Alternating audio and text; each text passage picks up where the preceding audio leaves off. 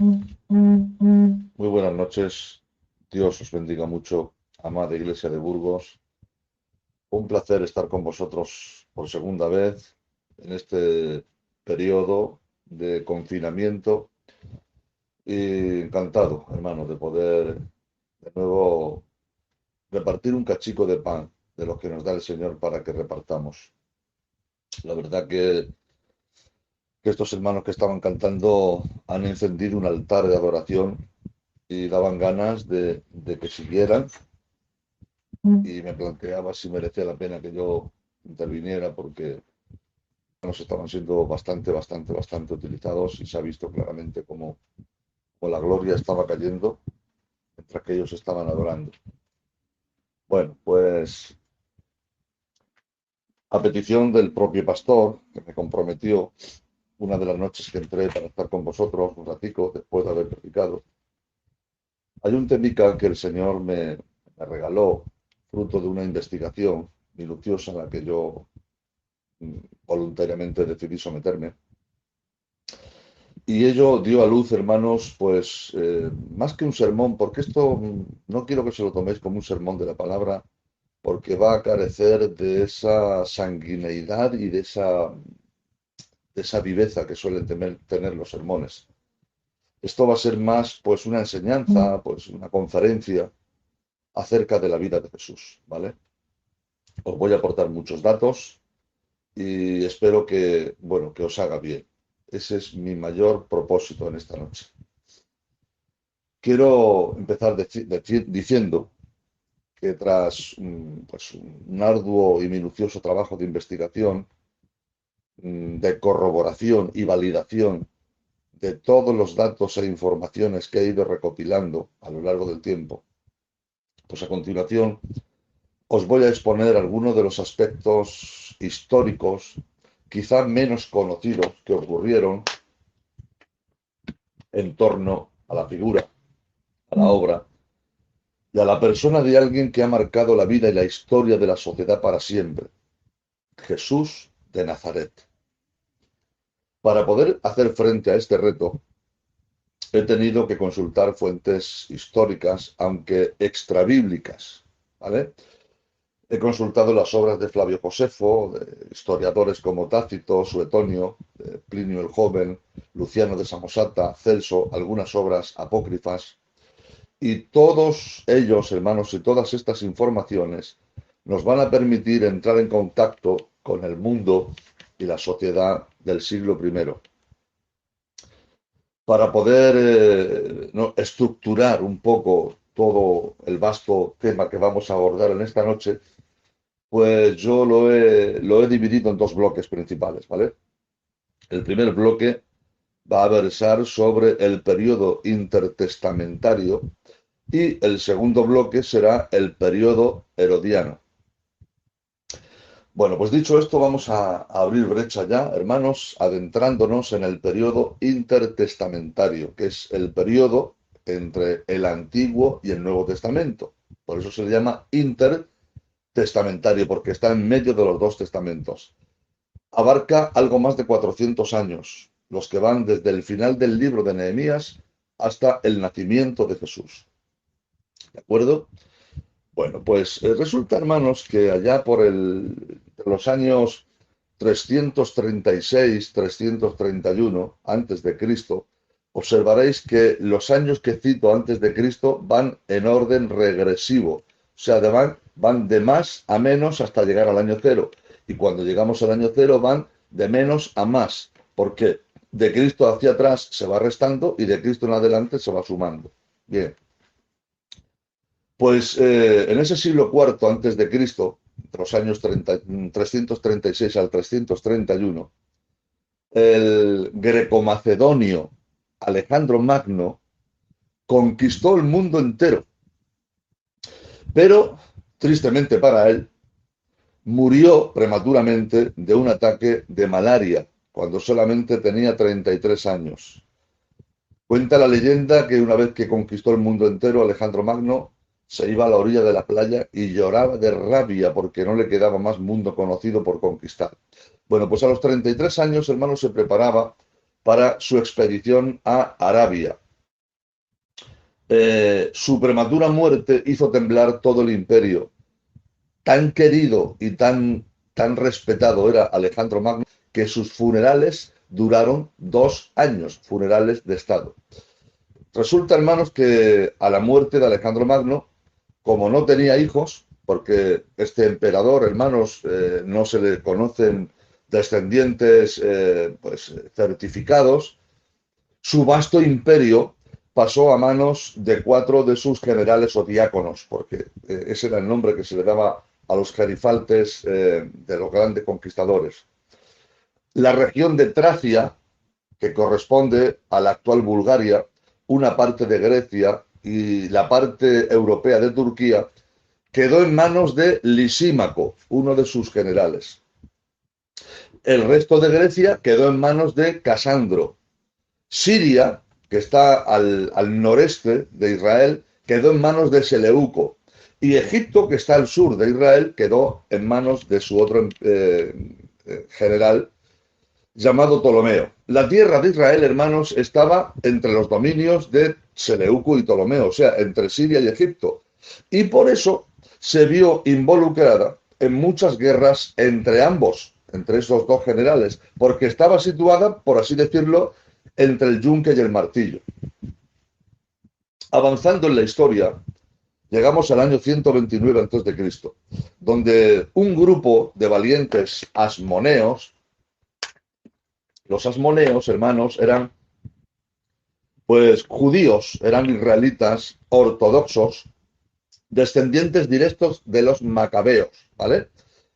Aunque ellos, los asmoneos, aunque eran de casta sacerdota, nunca llegaron a ejercer el sacerdocio. Bueno, pues en ese año 129 a.C., lucharon contra los seleucidas, los descendientes de Seleuco, y los macabeos vencieron a los seleucidas, y así ellos, los asmoneos, continuaron gobernando de forma autónoma desde el año 134 a.C. hasta el 63 a.C. Con los asmoneos, la extensión del reino llegó a tener casi las dimensiones que alcanzó en los remotos tiempos de David y de su hijo Salomón. Pero resulta, hermanos, que llegado el año 63 a.C., en aquella época, Judea estaba quebrantada por la guerra civil entre dos hermanos judíos, dos asmoneos, que favorecieron a dos facciones religiosas diferentes. Por ejemplo, Juan Hircano estaba apoyando a los fariseos y Aristóbulo estaba apoyando a los saduceos.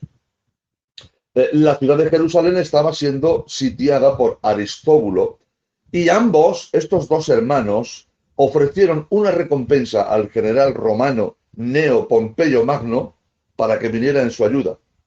Hace falta, hermanos, ser absurdo, por no llamarlo de otra forma, que un conflicto interno entre dos familias tenga que venir un tercero enemigo de los dos para venir a intentar poner paz entre ellos. Y además, muy bien pagado. Resulta que, hermanos, pues bueno, pues Roma comisionó a Pompeyo, el cual llegó a tierra de Israel y decidió unir sus fuerzas a las de Juan Hircano, a uno de los dos hermanos. Y su ejército, el de Pompeyo, conjunto de romanos y judíos, asediaron Jerusalén durante 3 meses, después de los cuales la tomaron de manos de Aristóbulo en el año 63, como decía, antes de Cristo.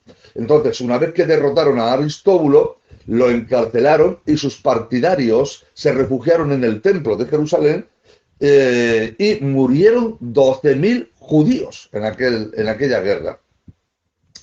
Pompeyo, hermanos, partió triunfante hacia Roma y Juan Hircano fue nombrado de nuevo sumo sacerdote. Gloria al Señor. De esta forma fue como por culpa de la ambición de estos dos hermanos, la tierra de Israel perdió su independencia y pasó a convertirse en una nueva provincia romana, dejando así sin nada a ninguno de los dos. Bendito sea el nombre del Señor. Esto tiene una gran enseñanza moral para cada uno de nosotros, pero si me paro, pues quizá, hermanos, emplearé un tiempo que necesito para otra cosa porque no quiero que se haga excesivamente tarde, ¿vale? Pero date cuenta que por el conflicto, por las guerras internas de dos hermanos, al final todos salieron perjudicados, ¿vale? Todos perjudicados. Uno se alió con el enemigo, el otro fue encarcelado y la ciudad que ellos pretendían la perdieron los dos, quedando en manos de los romanos, ¿vale?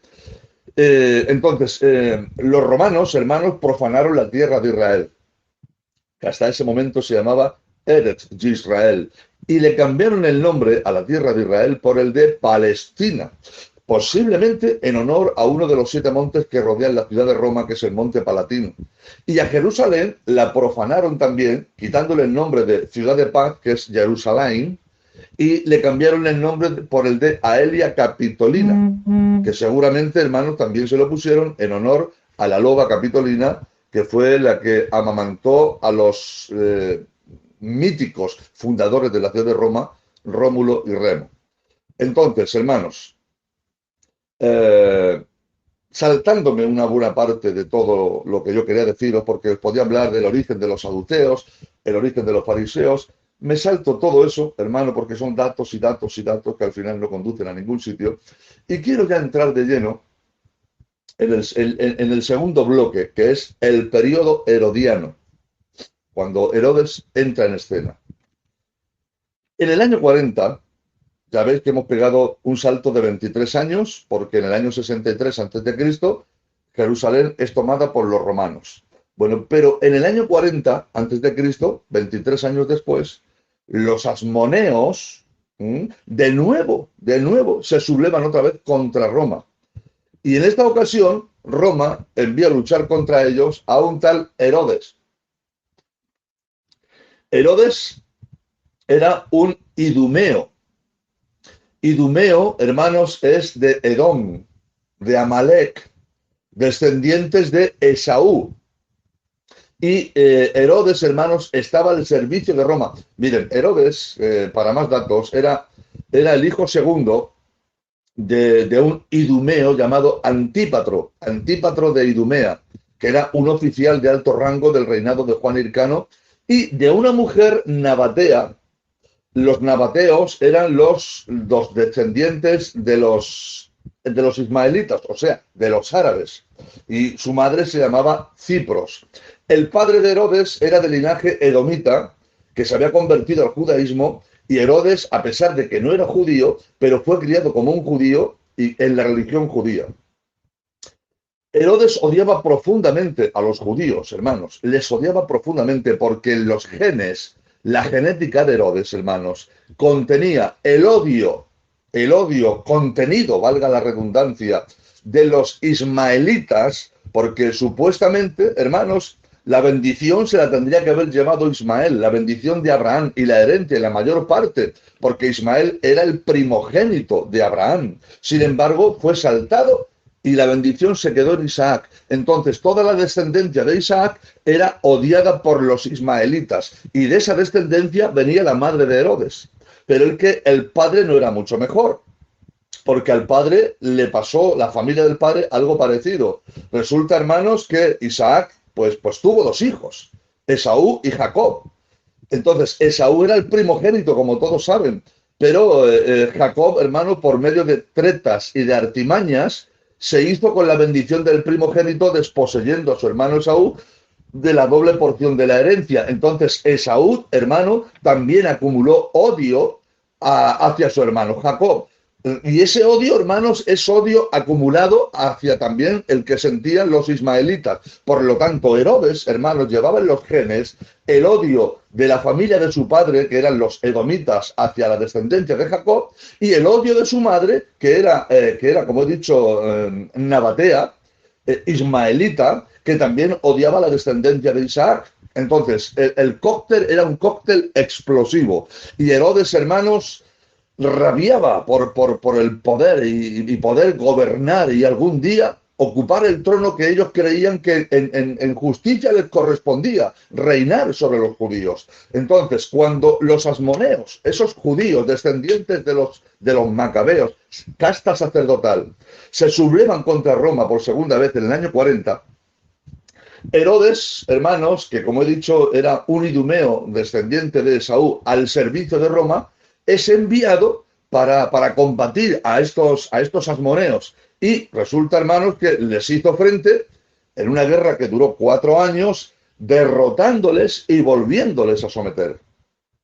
En reconocimiento a los servicios prestados, aquel mismo año 37, el emperador Julio César y el Senado de Roma nombraron a Herodes, por fin, vieron el sueño cumplido, hermanos, de ser rey sobre los judíos, porque nombraron a Herodes el Grande, le nombraron rey de la provincia de Judea, y le nombraron tetrarca, porque le entregaron 4 provincias: Judea, Galilea, Samaria e Idumea. Tetrarca viene de la palabra griega tetra, que significa 4, y arcón, que significa jefe o gobernante. Y Herodes, hermanos, por fin, pudo cumplir el sueño de sus antepasados maternos y paternos, sentándose en el trono y gobernando por encima de los judíos, porque ellos creían que le correspondía. Aunque bien es cierto, hermanos, que gobernó en calidad de vasallo de Roma, y además fundó para sus hijos la dinastía herodiana, compuesta por sus sucesores: Herodes Antipas, Herodes Felipe y Herodes Agripa. Gloria a Dios. Se casó en el año 3 de Cristo con Mariamne, la nieta adolescente del sumo sacerdote, el Asmoneo, en un intento de asegurar su derecho al trono y a la vez obtener algún favor judío. Y fijaos que se casó con esa mujer, con Mariamne, a pesar de que Herodes ya tenía otra esposa, otra judía, la davídica Doris de Jerusalén, y que tenía un hijo de 3 años de edad, a quienes no dudó en repudiar y desterrar. Y así fue como consiguió entronizar a la dinastía herodiana, y acabó con el reinado de la dinastía de los asmoneos. De alguna forma estaba diciendo: lo que mis antepasados murieron sin conseguir, en mi persona han confluido el sueño de mis antepasados, los ismaelitas y los edomitas, fundidos en una sola dinastía que es la mía, por fin están reinando y sentándose en el trono sobre sus vasallos israelitas. Pero Herodes, hermano, como era un ser desalmado y despiadado, pues fue eliminando sistemáticamente a todos sus rivales y a todos los que él pensaba que le estorbaban, ¿vale? Mira, mandó matar a 45 de los 70 miembros del Sanedrín. Ordenó asesinar a 10 de los hijos que tuvo con Mariamne, la nieta del sumo sacerdote Juan Hircano. Ordenó matar, hermanos, a toda la familia de su esposa Mariamne, a su cuñado Aristóbulo, que también era sumo sacerdote, al abuelo de su esposa, al propio Juan Hircano. Mandó matar a su esposa, a Mariamne, y mandó matar a Alejandra, la madre de Mariamne, un año después, o sea, su suegra. Entonces, aunque quizá el crimen por el que más conocido y por el que ha pasado a la historia y por el que se ha dado a conocer este Herodes, hermanos, es aquel crimen que cometió cuando, viendo amenazada la permanencia suya en el trono, porque vienen unos astrólogos que venían, hermanos, de la antigua Babilonia, y llaman a la puerta y dicen: ¿dónde está el rey de los judíos, que hemos visto su estrella en el oriente y venimos a adorarle? Ahí se empleó por primera vez el GPS, hermanos, porque desde la lejana Babilonia, desde Mesopotamia, trajeron, hermanos, a esos exploradores de las estrellas hasta la tierra de Israel, a estos astrólogos, en busca del rey de los judíos. Claro, cuando a Herodes le dicen: ¿dónde está el rey de los judíos, que hemos visto su estrella? Y él dice: no, si el rey de los judíos soy yo. Se turbó y vio amenazado el trono y dijo: me cargo a todo el que se ponga por delante. Y fue cuando ordenó aquella matanza, hermano, de los niños menores de 2 años. Entonces, además de la tristeza y la humillación de ser un país invadido y dominado por los romanos, a eso había que sumar la situación en la que se encontraba Israel, que era una enorme agitación social. Los movimientos nacionalistas que habían surgido para independizarse de los romanos, la enorme corrupción sacerdotal encarnada en las personas de los sumos sacerdotes Anás y su suegro Caifás, el estado espiritual deplorable del pueblo y lo peor de todo, que eso era lo peor, hermanos, el total silencio aparente de Dios que durante 400 años perduraba desde el último profeta del Antiguo Testamento, que fue Malaquías. Gloria a Dios. La creencia común, hermanos, en el judaísmo de aquella época era que el cielo se había cerrado y que el Espíritu Santo se había retirado de Israel. Y por ello, a partir de Malaquías, no fueron escritos más libros de la Biblia hebrea. Y ellos no aceptan el Nuevo Testamento porque se escribió posteriormente al profeta Malaquías. En este escenario, hermanos, de agitación sociopolítica, corrupción, asesinatos, apostasía, es cuando nació Jesús. Bendito sea su nombre. Gloria a Dios. Llevaban algo de razón los judíos, hermanos, cuando pensaban que Dios les había abandonado.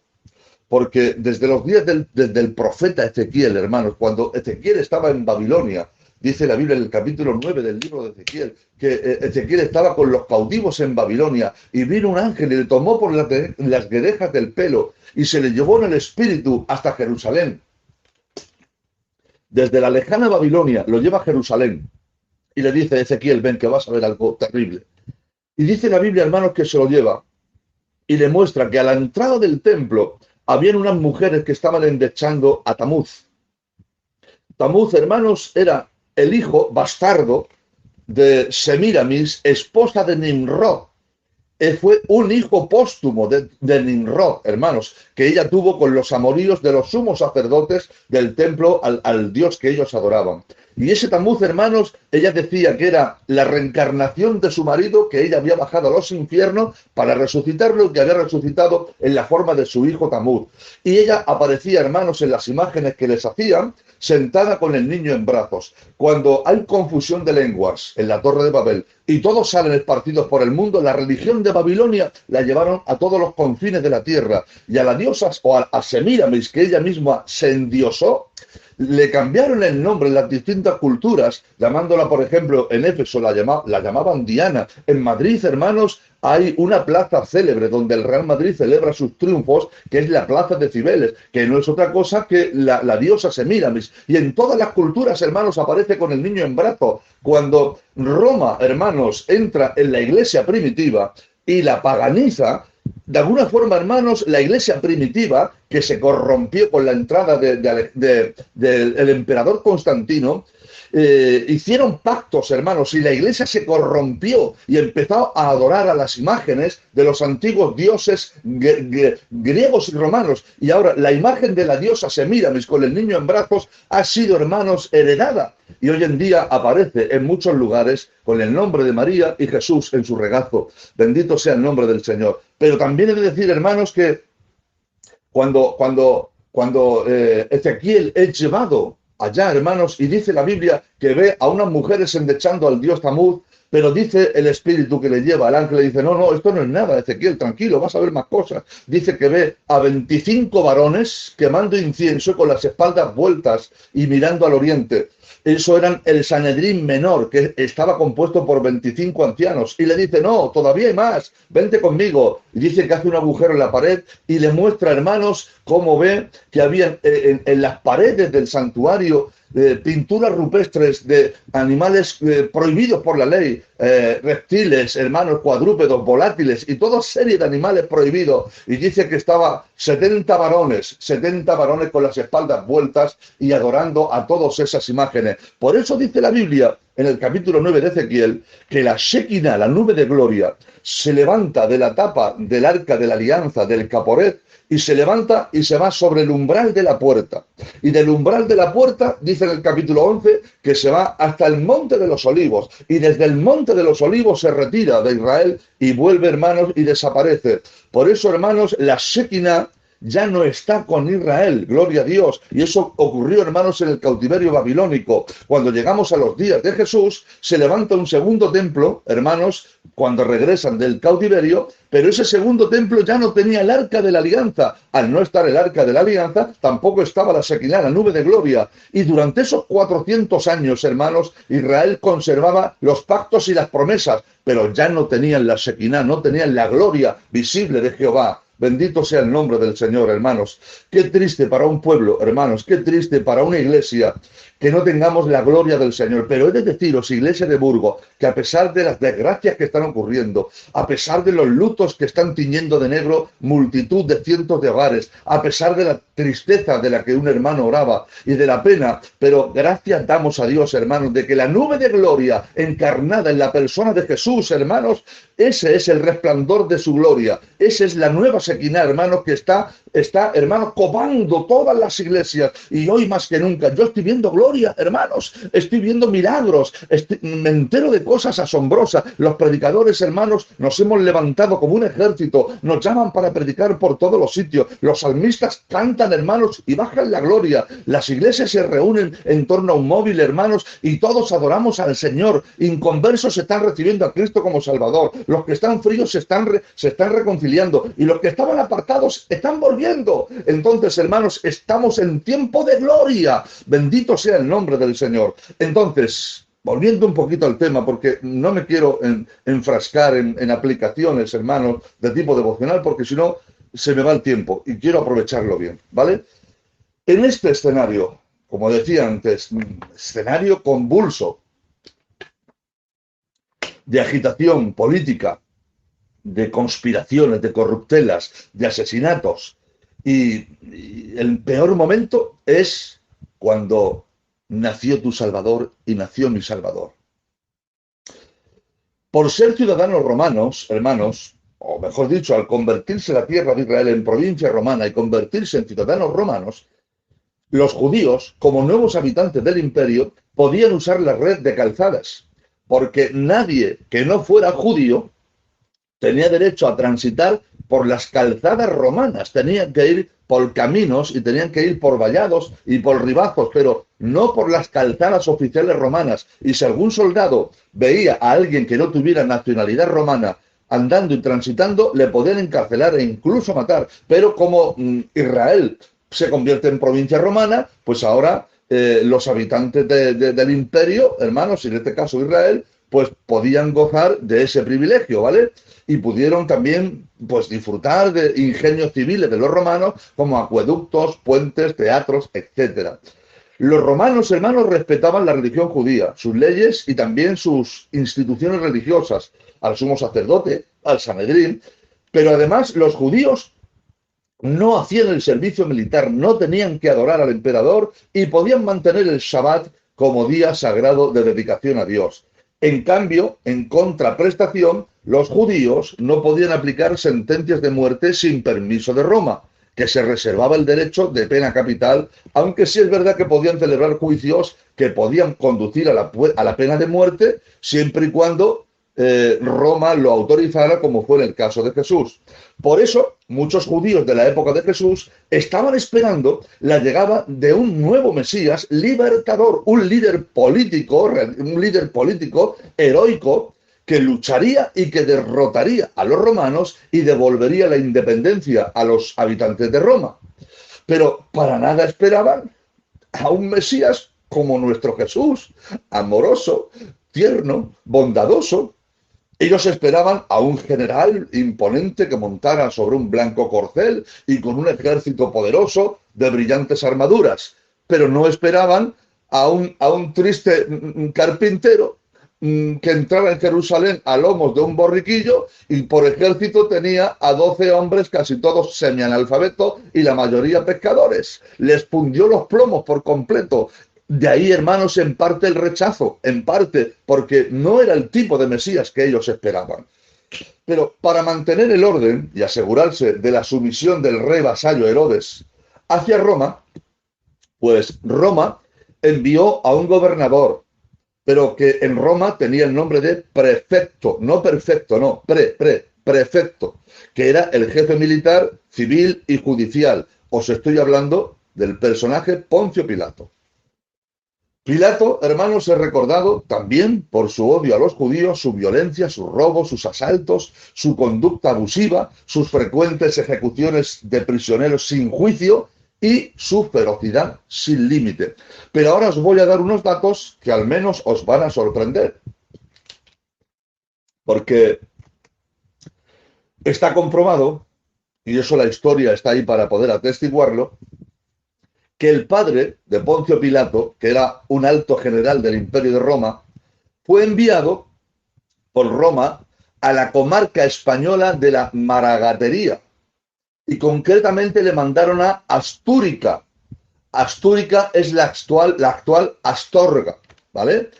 Y eso pertenece a la provincia de León. Se sabe que permaneció el padre de Poncio Pilato entre 10 y 14 años en Astorga, en España.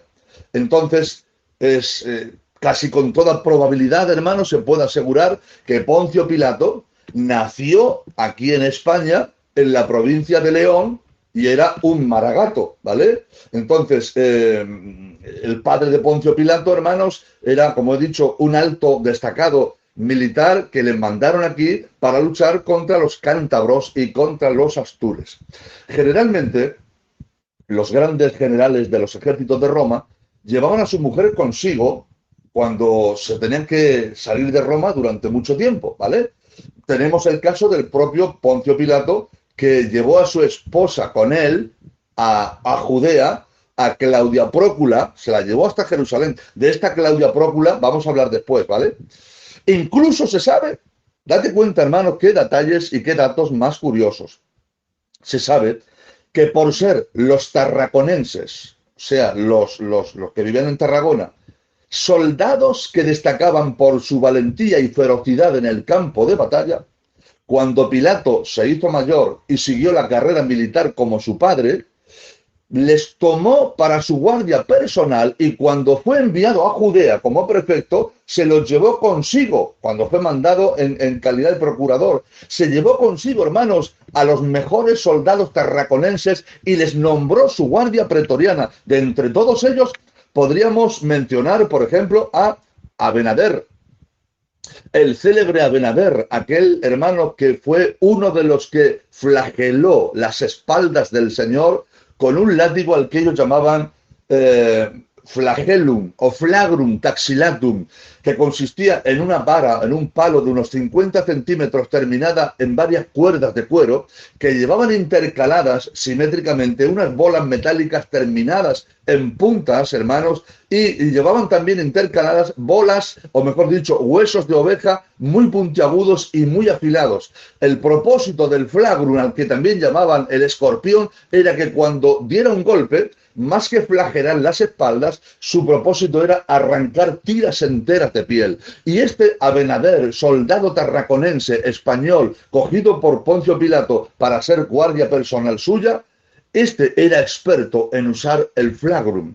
Tenemos a Cassius, que era el que estuvo a punto de partir las piernas del Señor en la cruz. Digo a punto, hermanos, porque esa era una práctica, hermanos, que se utilizaba dentro de las torturas de los romanos para acelerar la muerte de los que estaban crucificados, porque en este caso, hermanos, se acercaba la hora de reposo, del día de reposo, y no podían permanecer colgados allí, tenían que morir y descolgarlos, ¿vale? Entonces, este Cassius golpeó las piernas del primero, hermanos, y le causó un dolor terrible, golpeó las piernas del segundo e igualmente, pero dice la Biblia que cuando fue a llegar a Jesús ya no fue necesario. Y luego estaba Longinos, no fue necesario porque Jesús ya estaba muerto, hermanos. Longinos fue el que le atravesó el costado con la lanza.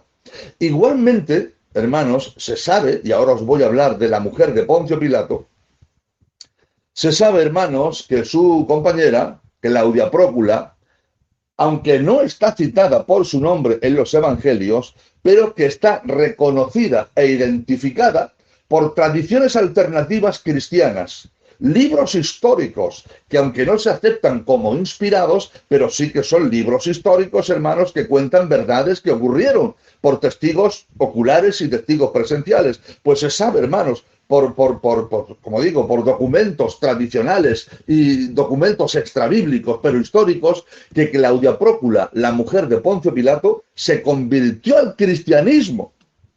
Mira, se supone que por el hecho de que el nombre de Claudia Prócula, o mejor dicho, el nombre de Claudia, solo aparece una vez en el Nuevo Testamento, muy bien podría tratarse de ella. La cita está en 2 de Timoteo 4:21, cuando Timoteo le dice a Pablo, que estaba en la cárcel a punto de morir, una serie de hermanos que le mandaban saludos, y le nombra y le dice: Eúbulo te saluda, y Pudente, Lino, Claudia y todos los hermanos te saludan. Esa Claudia, hermanos, se presupone que era la mujer de Poncio Pilato, que al final Pilato, hermanos, terminó muy mal, porque Pilato terminó loco y se suicidó. Pero empezó su mandato con un serio problema, este Poncio Pilato, hermanos, porque todos los anteriores, por consideración con el odio hacia las imágenes, cuando iban a entrar a Jerusalén, antes habían quitado las águilas y las imágenes de los estandartes de sus banderas en sus visitas oficiales,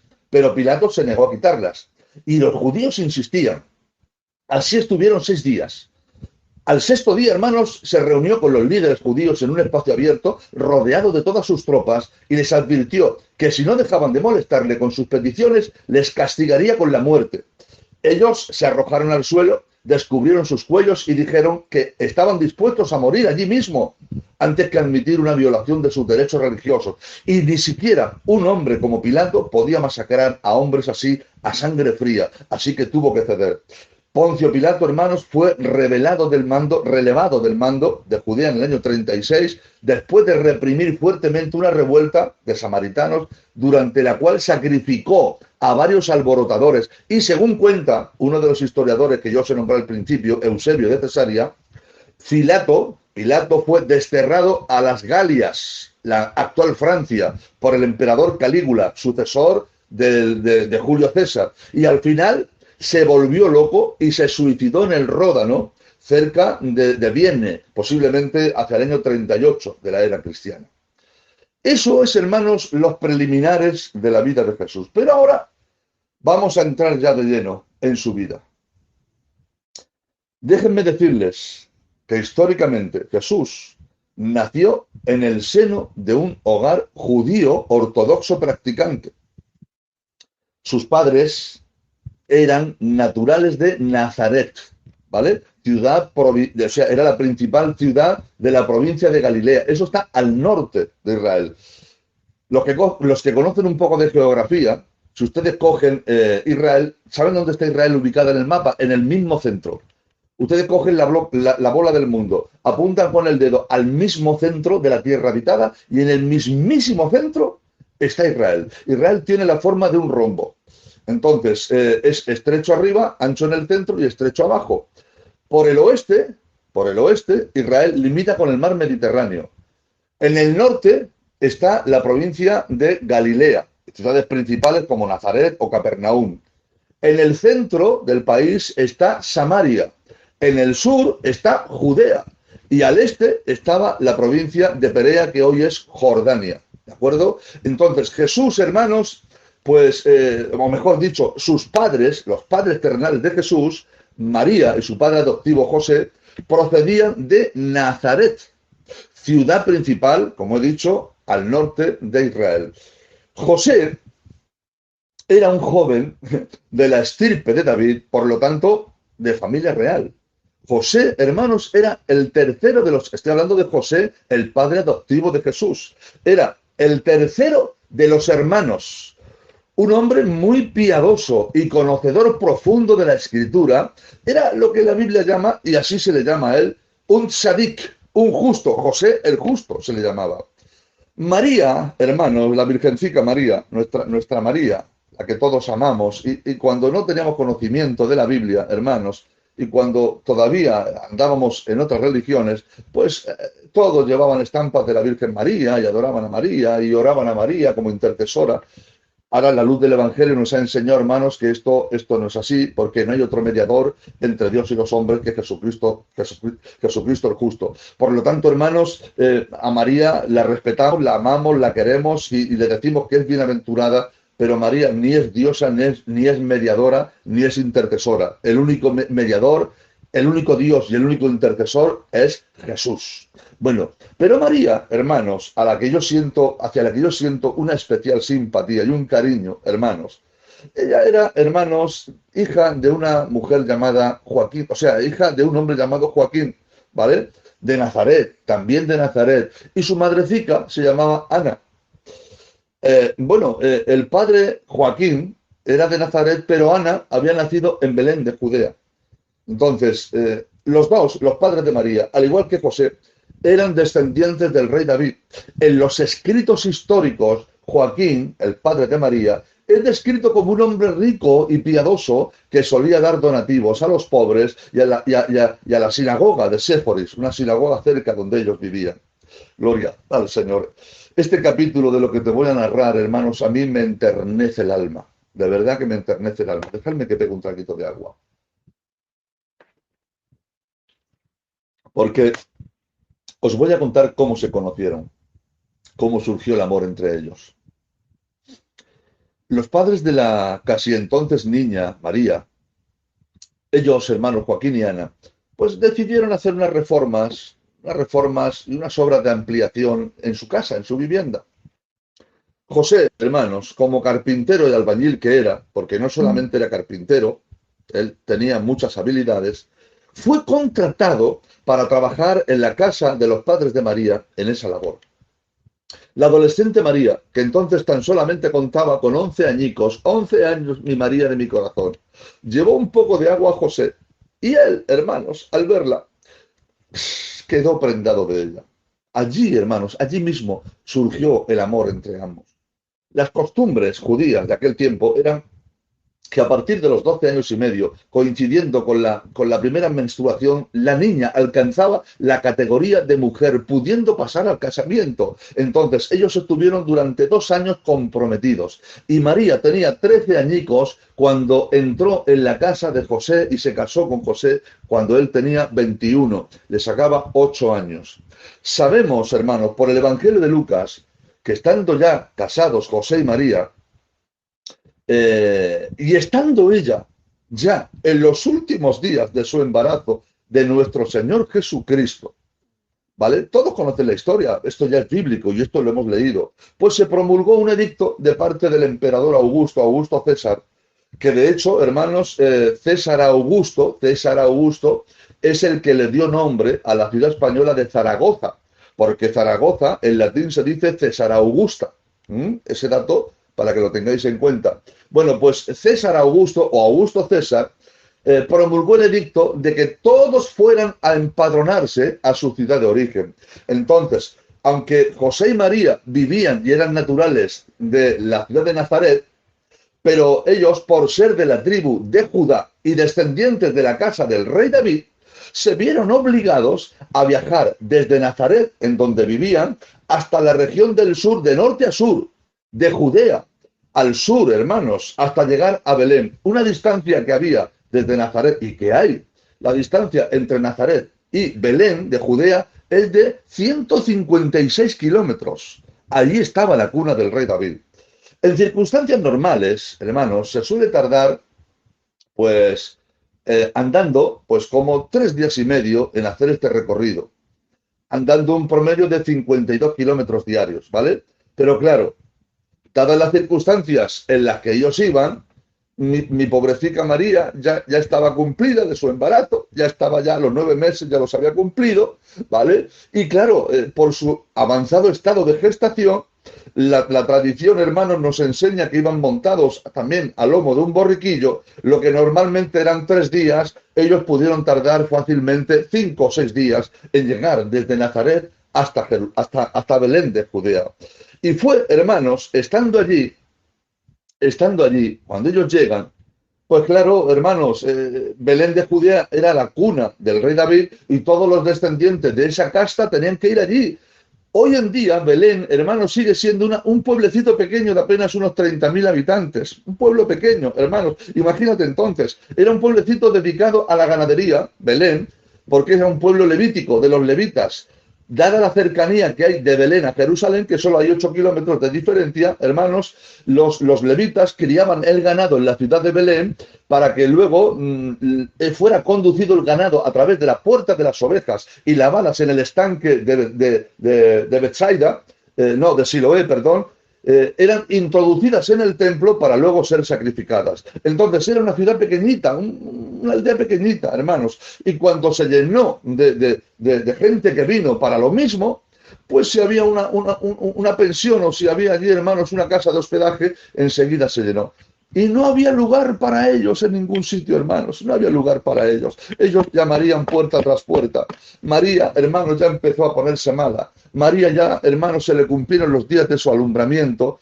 Y la pobretica mía ya estaba trastornada, ya se encontraba mal. Y no podía descansar de una casa y de otra. Le decían, lo siento, mire usted, no es que le echaran. No, no les echaban porque el hospedaje y el alojamiento en la cultura judía la elevan, hermanos, hasta una obligación divina.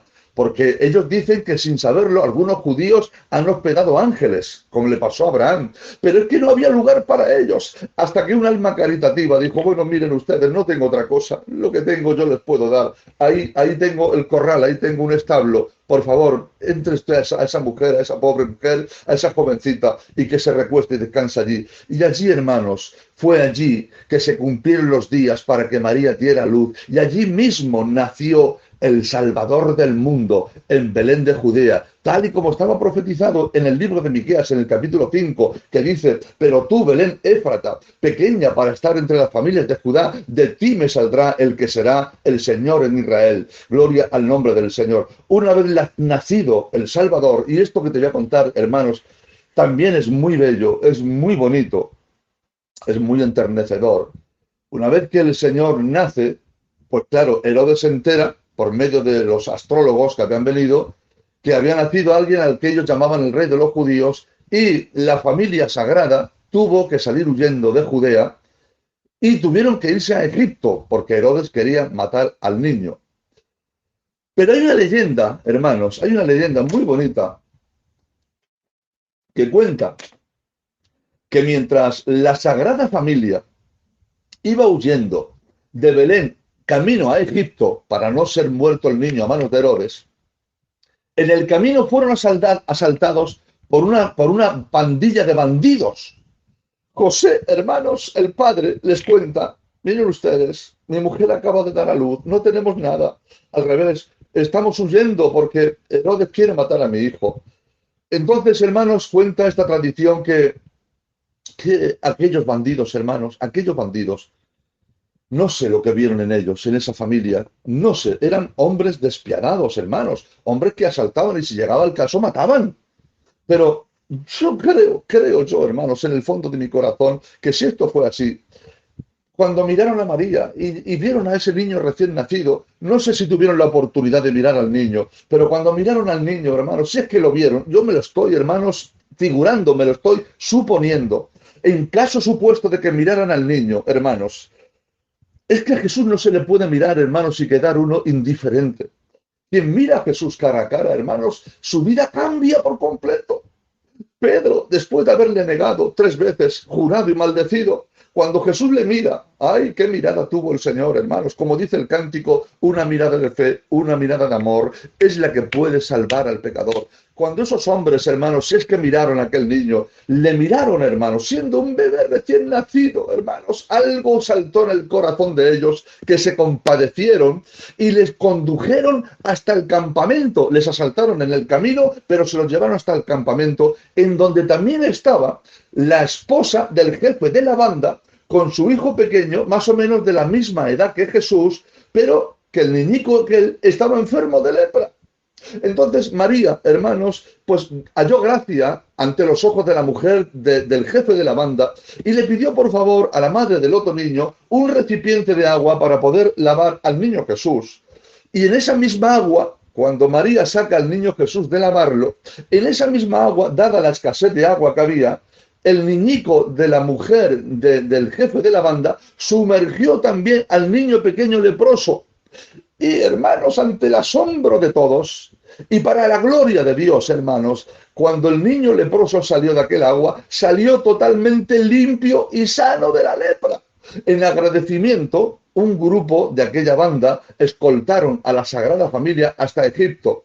Pero quizá, hermanos, lo más llamativo de este caso, y lo más sorprendente y lo más relevante, es que pasaron 30 años y no volvieron a verse.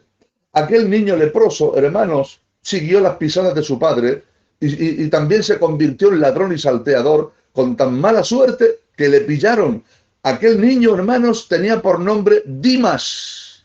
¿Y sabes dónde se volvieron a ver de nuevo? Dimas y Jesús, junto con otro que se llamaba Gestas, que era un asesino. Sí, hermanos, se vieron en el Calvario, en el Gólgota. Gloria a Dios. Entonces, cuando Jesús, hermano, estaba ya destrozado por los golpes, Gestas, el asesino, balbuceaba y le decía: oye, si tú eres el Hijo de Dios, desclávate, sálvate a ti mismo y sálvanos a nosotros también.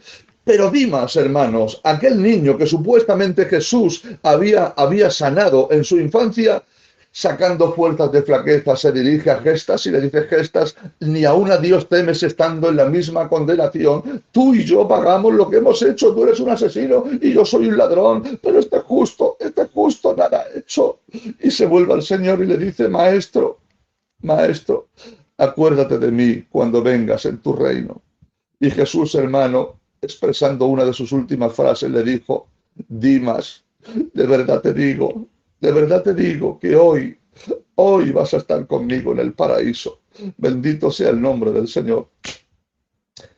Después de este episodio, hermanos, hay del episodio este de cuando Jesús se marcha y está unos años en Egipto.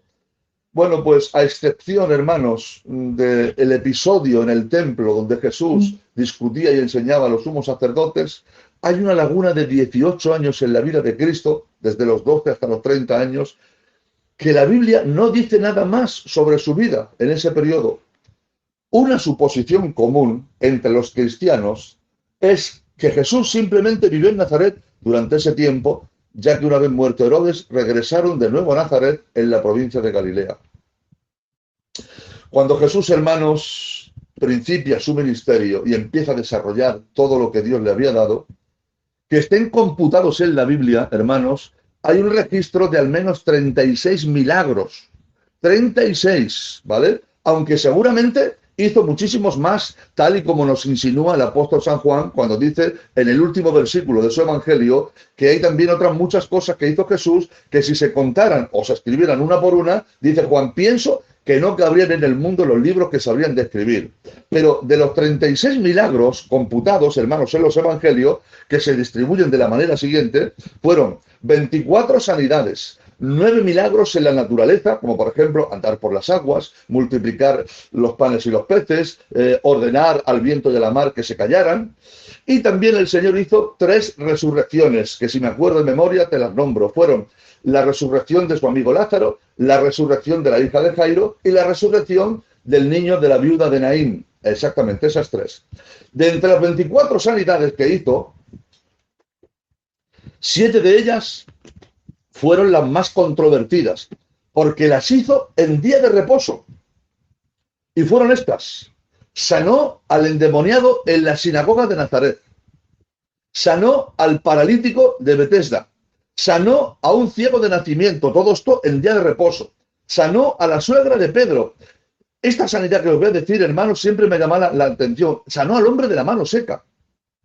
Mucha gente ha pensado que la mano seca se trataba de una mano en la que no circulaba la sangre, que la tenía ahí como con gangrena. Y no es así, hermanos, porque la mano seca hace alusión a una enfermedad que se llama mononeuropatía radial aislada, que es una parálisis del nervio radial de las terminaciones nerviosas del brazo, antebrazo, muñeca y mano. Y hace que la persona no pueda extender su muñeca y la mano le cuelga flácidamente, dando la sensación de estar muerta. O sea, es como si tuviera la mano seca. Por eso Jesús, cuando le sana, le dice: extiende la mano, porque por causa de esa enfermedad no podía extenderla. Y también sana al hombre que en los titulares dice que era la sanidad del hombre hidrópico.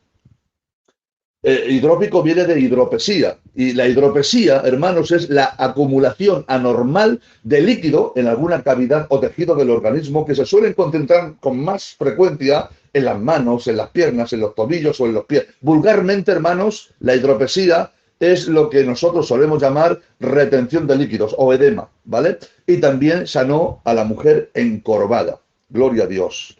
Hablando, hermano, de las enfermedades, os quiero dar, pues, una serie de datos bastante llamativos y bastante curiosos, hermano, porque veréis, La sociedad médica, hermanos, la sociedad médica internacional ha declarado que son exactamente 39 las enfermedades matrices que azotan a la humanidad, de las cuales luego se ramifican en todas las demás. A ver, Paco, ¿estás diciendo que solamente existen 39 enfermedades? Rotundamente no. Estoy diciendo, hermanos, que hay 39 enfermedades que son enfermedades matrices de las que luego salen, por ejemplo, enfermedades cerebrales. El cerebro puede tener muchos tipos de enfermedades. Enfermedades neurológicas, enfermedades de los nervios, ¿vale? Enfermedades endocrinas, por ejemplo, pues la diabetes es una enfermedad endocrina, la obesidad, el tiroides, ¿vale? Entonces, todo eso, hermanos, la sociedad médica ha detectado que hay exactamente, hermanos, 39 enfermedades matrices. Gloria a Dios. Y qué casualidad, hermanos, y qué gloria a la vez que los judíos, hermanos, a la hora de azotar a un reo, daban 40 golpes menos uno, porque así lo ordenaba la ley. Gloria a Dios. Ellos solamente golpeaban 39 veces. Gloria al nombre del Señor. Porque está escrito, ciertamente llevó él nuestras enfermedades y sufrió nuestros dolores, y nosotros le tuvimos por azotado, ahí, azotado, por herido de Dios y abatido. El propio apóstol San Pablo declaró que él mismo había recibido esa cantidad de azotes, 39 azotes en 5 ocasiones diferentes. Entonces, cada azote, hermanos, cada azote provocó una herida en el cuerpo del maestro. Esto viene a suponer, hermanos, que a Jesús le dieron un azote por cada enfermedad. Con cada uno de los azotes, Jesús estaba sanando a la humanidad, no solo de sus enfermedades físicas, sino también de todas sus dolencias. Y así, hermanos, aquel que un día fue alabado como el más hermoso de los hijos de los hombres, como dice el Salmo 45, ahora, hermanos, después de pasar por manos de los azotes, aunque es verdad que también le azotaron los romanos, y los romanos no tenían límite, ellos podían dar hasta 200 golpes, pero la tradición judía decía que tenían que ser 39, hermanos, y después de pasar por las manos de los flageladores, Jesús estaba completamente herido, hermano, bajo los crueles golpes de los hombres sin compasión. Así es como nos lo describe Isaías cuando dice en el capítulo 52, cómo se asombraron de ti muchos, de tal manera fue desfigurado de los hombres su parecer, y su hermosura más que la de los hijos de los hombres. El capítulo 53 de Isaías dice, como raíz de tierra seca, no hay parecer en él ni hermosura. No puedo gritar, hermano, porque ya es una hora avanzada y no quiero que los vecinos me llamen la atención, pero me están dando ganas de pegar gritos y saltos aquí en la habitación donde estoy. Decía Isaías que es como una raíz de tierra seca, que no hay parecer en él ni hermosura, y le veremos más inatractivo para que le deseemos, despreciado y desechado entre los hombres, varón de dolores, experimentado en quebranto. Bendito sea la gracia y el amor del Señor. Déjenme que pegue un trago de agua. A Jesús, hermanos, después de haberle azotado cruelmente, pasado un cierto tiempo y algo en el tiempo en el que no se había repuesto todavía de los azotes, le llevan los soldados al atrio en el interior del pretorio, ya que después de la flagelación los soldados solían burlarse de sus víctimas. Para ello le echaron a las espaldas, hermanos, una capa corta romana de color púrpura, de color grana, y le encasquetaron, hermanos, una corona de espinas con fuerza sobre su cabeza, como emblema irónico de su realeza. Estas espinas, hermanos, se entretejían horizontalmente de la frente hasta la nuca, pasando por encima de las orejas, cubriendo toda la cabeza. No era, hermanos, esa corona de espinas que la industria de Hollywood y las imágenes nos han dibujado. No, hermanos, era como si fuera un sombrero, como un casco. Era algo terrorífico, hermanos, era un aparato de tortura, y se lo encasquetaron en la cabeza, hermanos. Después de azotarle, después de ponerle la corona de espinas, después de burlarse de él, de darle golpes en la cara, gloria a Dios. Y después de escuchar de labios del Poncio Pilato, ibis incrucem, irás a la cruz, con agotamiento extremo y debilitado fue forzado a cargar el madero sobre su ya desgarrada y sangrienta espalda y caminar por un terreno tremendamente pedregoso con subidas y bajadas conocido como la Vía Dolorosa o el Vía Crucis, y recorrer una distancia de algo más de medio kilómetro, pues eran entre 600 y 650 metros aproximadamente lo que había desde el poste de la flagelación hasta el Calvario. Jesús, hermanos, ya no podía más, no podía. Eran tantos golpes, hermanos, eran 18 horas seguidas de tortura desde que le apresaron en el Monte de los Olivos en Getsemaní hasta que le echan encima, hermanos, el patíbulum, porque déjenme decirle que la cruz, hermanos, se componía de dos palos, ¿vale? El palo vertical, que era, no me acuerdo el nombre ahora mismo cómo se llamaba, y el otro, hermanos, que era el patíbulum. Entre los dos pesaban más de 100 kilos, pero el palo transversal se quedaba, la estípite, ahora me he acordado, la estípite se quedaba, hermanos, allá arriba en el monte, y al condenado le echaban a las espaldas el patíbulum, que pesaba entre 40 y 60 kilos, hermanos.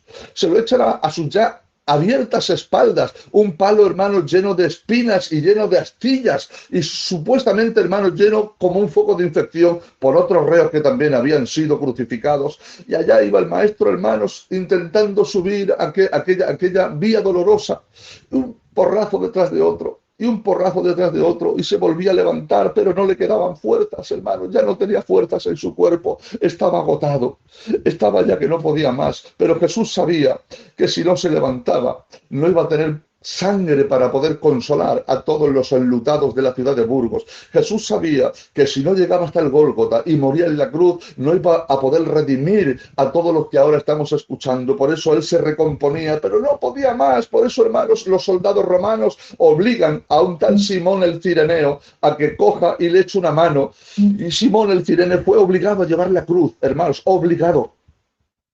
Déjenme que les diga una cosa, no hay cruz que más pese que la que se lleva a la fuerza, por pequeña que sea.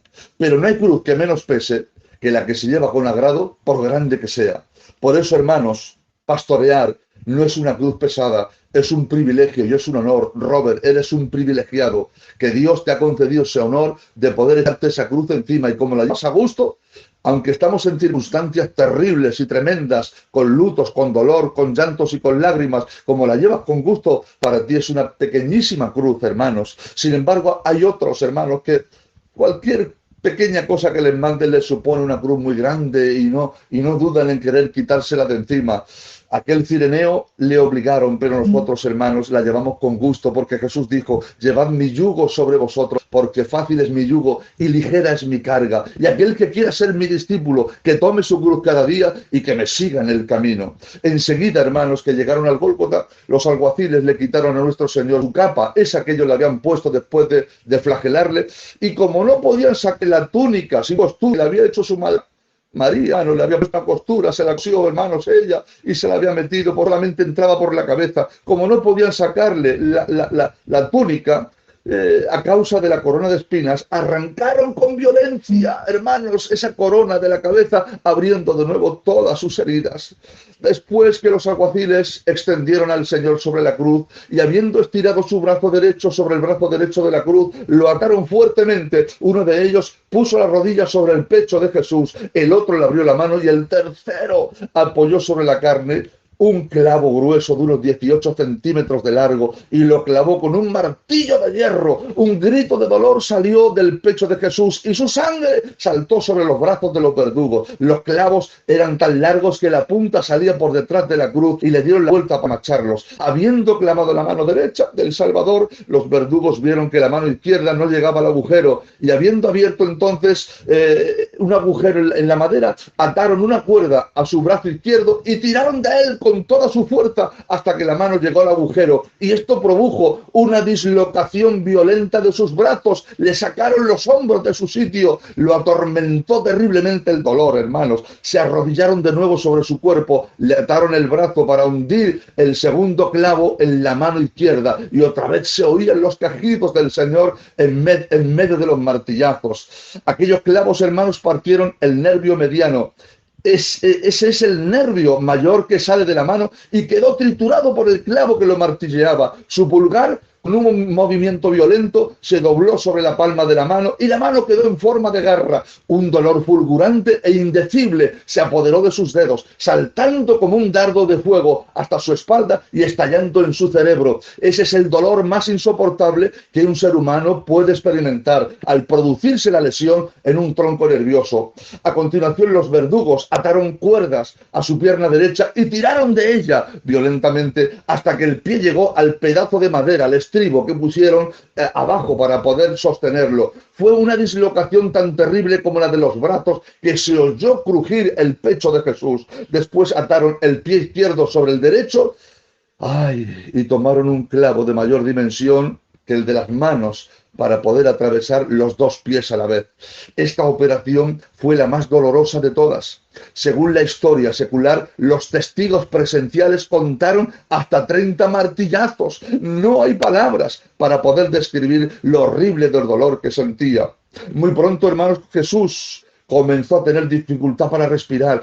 Era normal en los crucificados porque el diafragma muscular que se mueve para que se pueda respirar, al contraer y relajar los pulmones, se queda en posición de inhalación y es casi imposible sacar el aire que uno ha tomado. La única manera de poder respirar después que ha sido crucificado es apoyándose y empinándose en los clavos de los pies y haciendo un giro en las muñecas para poder exhalar el aire y luego comenzar de nuevo. Poco a poco le fueron faltando las fuerzas, al tiempo que los calambres, hermanos, iban aumentando. Después de muchas horas de agonía, el cuerpo de nuestro Señor había perdido muchísima sangre y la poca que le quedaba en su cuerpo se había espesado de tal manera que el corazón ya casi no le podía bombear. Las piernas de los ladrones fueron quebradas, como he dicho antes, pero al llegar a Jesús y observar que ya estaba muerto, renunciaron a golpearle. Y Juan nos dice que estas cosas sucedieron para que se cumpliese lo escrito en el Salmo 34. No será quebrado hueso suyo. ¿Saben por qué, hermanos? Porque el hueso suyo somos nosotros, la iglesia de Jesucristo. Y por eso, hermanos, en Efesios 5:30 dice que somos miembros de su cuerpo, de su carne y de sus huesos. Y como tal, no podemos estar rotos. La iglesia no se puede fragmentar. La iglesia tiene que estar perfectamente unida. Todos hechos un bloque, hermanos. Pero uno de los soldados, para mayor seguridad, quiso darle el golpe que se llama el golpe de gracia. Y de un certero golpe, hermanos, le dio un pinchazo en el pecho con una lanza. Al pinchar en el costado, a la altura de la quinta costilla, instantáneamente brotaron dos líquidos: sangre de las lesiones propias de las arterias y venas de la zona y agua, que sería el exudado acumulado entre las pleuras. Los médicos, hermanos, han concluido que el pericardio, que es el saco membranoso que envuelve el corazón, debió de ser alcanzado por la lanza de donde habría procedido tanta sangre y tanta agua. Es por eso que algunos médicos opinan que Jesús murió de una pericarditis, que es la ruptura del pericardio por inflamación de la lanza. Es como si el corazón de Jesús, hermanos, hubiera explotado. Algo terrorífico, hermanos, algo tremendo. Un dolor, hermanos, incalculable. Bendito sea el nombre del Señor. Son las 12 de la noche, hermanos, y a mí me queda todavía un ratico. Entonces, yo no sé cómo andáis vosotros de tiempo, ¿vale? Yo estoy disfrutando, porque para mí, hermanos, esto es una maravilla. Déjenme, y ahora les pregunto, que, como he dicho antes, 39 latigazos curaron las 39 enfermedades matrices, y una de estas heridas sirvió para perdonar a la mujer adúltera, de la cual se conserva una carta que ella misma le escribió a Juan mientras estaba en la isla de Patmos. Es una carta que dice así: soy Tamar, hija de Séfora y de Neftalí, de la tribu de Aser, la que tú, Juan, en tu historia llamas la mujer adúltera. Acabo de aprender a leer y a escribir porque he tenido la suerte de que a mi pueblo haya llegado una discípula del maestro que ha abierto una escuela clandestina para mujeres que se llama Éfeta. Y allí hemos leído tu historia. Te agradecemos el recuerdo de Jesús y el cariño que le tenías. Ahora que ya eres anciano y verás las cosas con más amplitud y comprensión, entenderás que yo quiera aclararte algunos datos que son falsos en mi historia. Para empezar, aquello fue una trampa que me tendieron los maestros de la ley, los fariseos, para tener motivo de acusar a Jesús. Yo fui el cebo. Verás, nunca me preguntaron lo que había pasado, ni escucharon mi versión, ni tan siquiera me llevaron a juicio. Y eso que Nicodemo Dice, ¿acaso nuestra ley permite condenar sin escuchar primero y averiguar lo que se ha hecho? Aunque claro, las mujeres no entrábamos en esa ley. Mi marido Bernabé se había ido a Capernaum a trabajar y además estábamos atravesando un mal momento en nuestras relaciones. A mí me gustaba un saduceo de nombre Judas, que venía mucho por casa, era muy cariñoso conmigo y con mis hijos, y siempre nos ayudaba. De su secta le ordenaron que me sedujera para tener motivo de juntar pruebas contra Jesús. Yo me sentía muy sola y, la verdad, cometí el pecado, pequé, y es imperdonable, ¿vale?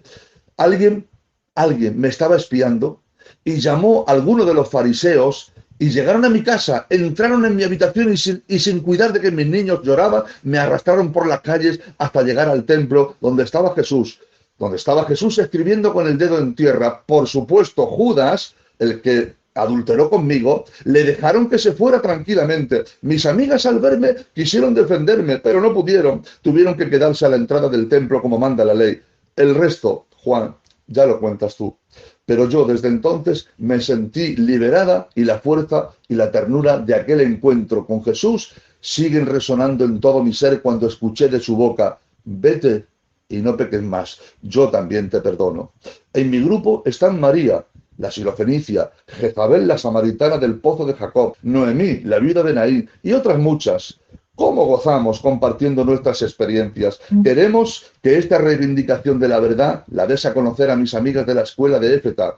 La avalan con su firma. Yo agradecida por haberte escuchado y te envío un cordial saludo. Firmado Tamar, María, Jezabel, Noemí, Judith, Abigail, Débora y Sara. Bendito sea el nombre del Señor. Las 12 en punto de la noche. Robert, membresía, ¿qué me decís? Bueno, os voy a hablar, hermanos, de una supuesta estancia de Jesús en Inglaterra, ya que existe una vieja tradición en la propia Inglaterra que dice que por ser José de Arimatea, pariente cercano de Jesús, concretamente tío abuelo, y se dedicaba al comercio de estaño y era a la vez marinero, pues este tío abuelo de Jesús le llevó consigo, siendo Jesús todavía un niño, a un largo viaje hasta las Islas Británicas. Cuenta esta tradición que José viajaba con asiduidad a comprar estaño en las minas de Cornualles y que en esta ocasión iba acompañado por el joven Jesús, que fue autorizado por sus padres para acompañar a su tío abuelo. Tras sufrir un naufragio, llegaron hasta Glastonbury. Al llegar a tierra firme, José de Arimatea clavó su bastón o cayado en la tierra y allí permaneció toda la noche. Pero a la mañana siguiente, milagrosamente, aquel bastón se transformó en un arbusto espinoso que crece solamente en esa región, al que llaman desde entonces espino sagrado. Siguiendo con este relato, Jesús ya resucitado se aparece de nuevo a su tío abuelo, José de Arimatea, para entregarle el grial, el cáliz de la última cena, y ordenarle que lo lleve a la isla de Britania. José llevó el santo grial a Glastonbury y allí se estableció la primera iglesia cristiana en Europa. Autores posteriores, hermanos, nos dicen que el mismo José usó ese cáliz para recoger la sangre y el agua emanadas de la herida abierta por la lanza del soldado romano en el costado de Cristo, y que más tarde en Britania estableció una dinastía de guardianes para mantenerlo a salvo y escondido. A los que se llamó, a esa orden se les llamó los Caballeros del Santo Grial. Y pásmate, porque según un monje del siglo XIV, llamado Juan de Glastonbury, dice que José de Arimatea era el abuelo del tatarabuelo del rey Arturo, el rey de Camelot. Por lo tanto, el más grande de los héroes británicos, si esta historia es verdadera, era familia de Jesús. Bendito sea el nombre del Señor. Hay, hermanos, también varios documentos históricos. Estos no son leyendas, es un documento histórico, atribuidos al propio Poncio Pilato, en los que cuenta en varias cartas dirigidas a los emperadores, Augusto César, a Tiberio, que él tuvo experiencias y encuentros con Jesús, el propio Poncio Pilato. Y le manda, hermanos, una carta al emperador Augusto César y le dice: al excelentísimo y piadosísimo, divinísimo y terribilísimo a César Augusto, el gobernador de la provincia oriental, Pilato. Excelencia, la relación que voy a haceros es causa de que me sienta cohibido por el temor y por el temblor, pues habéis de saber que en esta provincia que gobierno, única entre las ciudades en cuanto al nombre de Jerusalén, el pueblo en masa de los judíos me entregó un hombre llamado Jesús, acusándole de muchos crímenes que no pudieron demostrar con la afluencia de las razones. Hizo muchas cosas extraordinarias, devolvió la vista a los ciegos y la facultad de andar a los cojos, resucitó a los muertos, limpió a los leprosos, curó a los paralíticos, incapaces en absoluto de tener impulso corporal ni erección de los nervios, sino solo voz y articulaciones, dándole fuerzas para andar y correr, y extirpaba la enfermedad solamente con su palabra. Otra nueva acción más portentosa desconocida entre nuestros dioses: resucitó a un muerto de 4 días con solo dirigirle la palabra, y es de notar que el muerto tenía ya la sangre corrompida y estaba putrefacto a causa de los gusanos salidos de su cuerpo y despedía un hedor de perro, pero viéndole pues yacente como estaba en el sepulcro, le mandó que echara a correr, y él, como si no tuviera lo más mínimo de cadáver, sino más bien como un esposo que sale de la cámara nupcial, así salió del sepulcro rebosante de perfume. Y a unos extranjeros endemoniados a todas luces, que tenían su domicilio en los desiertos y comían sus propias carnes, portándose como bestias y reptiles, incluso a ellos les hizo honrados ciudadanos, les volvió cuerdos con su palabra y les preparó para ser sabios, poderosos y gloriosos, comensales de todos los que odiaban los espíritus inmundos y perniciosos que habitaban anteriormente en ellos, a quienes arrojó a lo profundo del mar. Esa fue una de las cartas que escribió a César Augusto. Pero ahora le escribe, hermanos, otra carta a Tiberio César. Y esta también es muy, muy bella y muy bonita. Escúchala, por favor. Dice: a Tiberio César, emperador de Roma, noble soberano. Salud. Pasando un día por el lugar de Siloé, donde había una grande concurrencia, observé en el medio del grupo a un joven que, apoyado contra un árbol, se dirigía con calma a la multitud. Me dijeron que era Jesús. Bueno, esto podía haberlo yo adivinado fácilmente. Era tanta la diferencia entre él y los que le escuchaban. Su cabello y la barba, de color dorado, le daban apariencia celestial. Parecía tener unos 30 años de edad. Nunca he visto un semblante más dulce y sereno. Qué contraste entre él y sus oyentes de patilla negra y color quemado. No queriendo yo importunarle con mi presencia, continué con mi paseo, pero hice señas a mi secretario Manlius, un antiguo residente en Judea, y era digno de mi confianza que se juntara al grupo y que escuchase. Entrando en el pretorio, encontré a Manlius, el cual me relató las palabras de Jesús en Siloé. Nunca había yo leído en las obras de los filósofos algo que se pudiera comparar a las palabras de Jesús. Era por la sabiduría de sus dichos que yo concedí tanta libertad al Nazareno. Estaba en mí poder arrestarle y deportarle a Pontus, pero esto sería contrario a la justicia que caracteriza al gobierno romano. Este hombre no era ni rebelde ni de una sedición. Yo le di mi protección sin que él lo supiera, y tener libertad para hablar, accionar, reunir y dirigirse al pueblo, para escoger discípulos sin impedimento de ningún mandato del pretorio. Sin someter al pretorio a concesiones humillantes, escribí a Jesús solicitándole una entrevista con él en el pretorio. Él vino. Usted sabe, oh excelentísimo emperador, que por mis venas corre sangre mixta de romanos y de españoles, tan incapaz de sentir miedo como lo es la emoción pueril.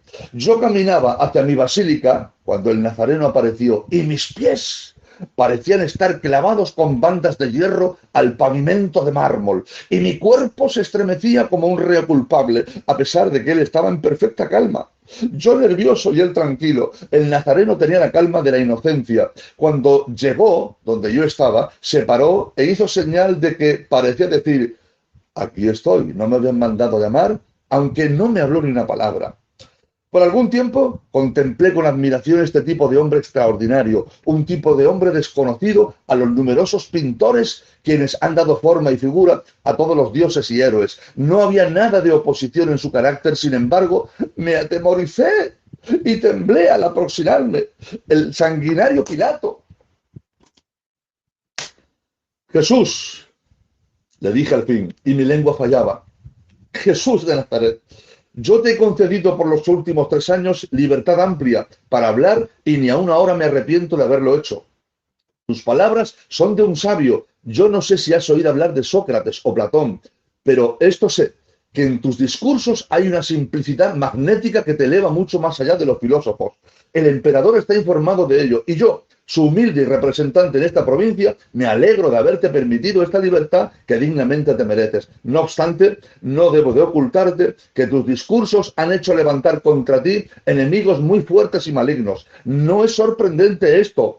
Los tuyos están doblemente encendidos contra ti porque por tus discursos, han sido muy severos en contra de su conducta. Ellos también están encendidos contra mí por la libertad que te he concedido. Mi petición, pues, no digo mi mandato, es que seas un poquito más prudente, más discreto y un poco más moderado en tus discursos, por no despertar la soberbia de tus enemigos y que ellos hagan levantar contra ti la estúpida gentuza y me obliguen a emplear instrumentos de la ley que no quiero.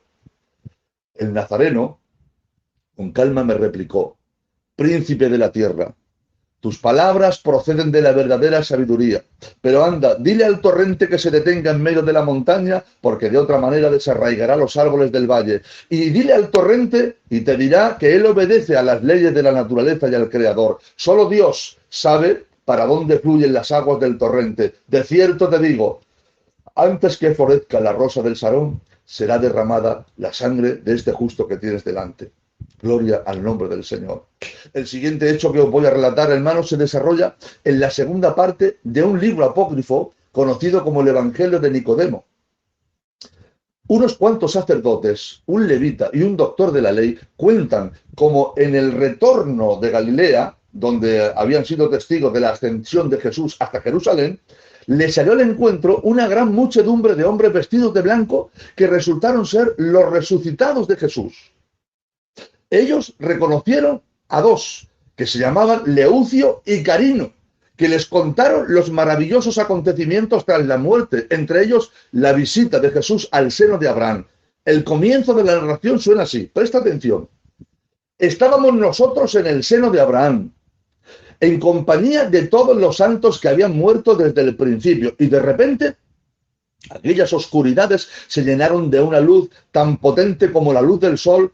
Con su brillo todos fuimos iluminados, al punto nuestro padre Abraham, los patriarcas y los profetas, y todos a una se llenaron de regocijo y dijeron entre sí: esta luz proviene de un gran resplandor. Entonces el profeta Isaías dijo: esta luz procede del Hijo de Dios que ha venido a este lugar. Los antiguos patriarcas comenzaron a regocijarse de inmediato con la liberación que se les avecinaba, y todos los difuntos santos se vieron saliendo de aquel lugar, nosotros entre ellos. Luego condujo a todos los patriarcas fuera de aquel lugar para llevárselos al paraíso, comenzando desde Adán, siguiendo por todos, por Moisés, por David, por Jonás, Isaías, Jeremías, Juan el Bautista y todos los demás, sin dejar allí a ninguno.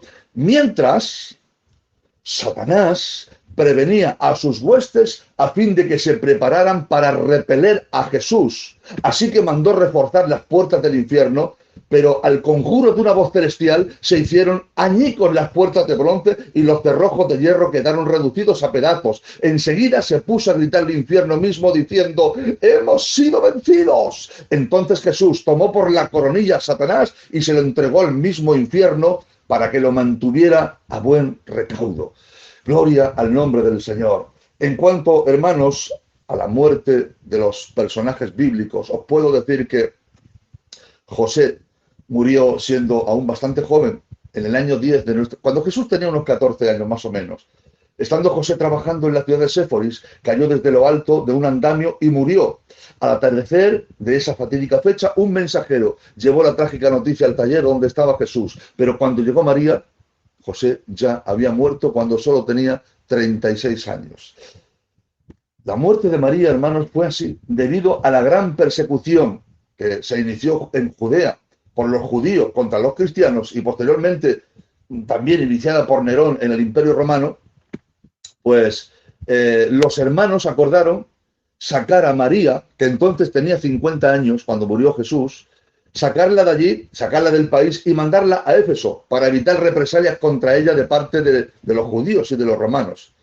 Al haber recibido Juan el apóstol el encargo explícito de labios del propio Jesús mientras agonizaba en la cruz de que cuidara de ella, Juan también marchó a Éfeso para cuidar de María y allí permaneció con ella por espacio de 15 años en Éfeso, hasta que aquella santa mujer, bendita entre todas las benditas de las mujeres, fue llamada para reunirse con su amado Hijo en la patria celestial a la edad de 65 años. Como Juan estuvo predicando incesantemente durante esos 15 años acerca de Jesús en Éfeso, fue informado el emperador Domiciano, quien le mandó llamar a Roma, en donde tras ser juzgado y condenado, le arrojaron a una caldera de cobre con aceite hirviendo.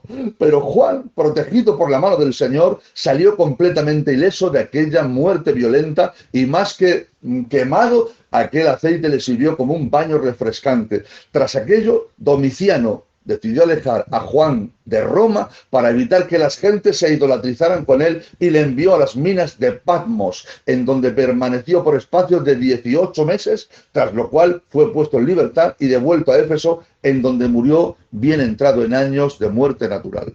Decirles, hermanos, que Juan pues fue prácticamente el único de los 12 discípulos que murió de muerte natural. Todos los demás murieron de muerte violenta. Su hermano le cortaron la cabeza.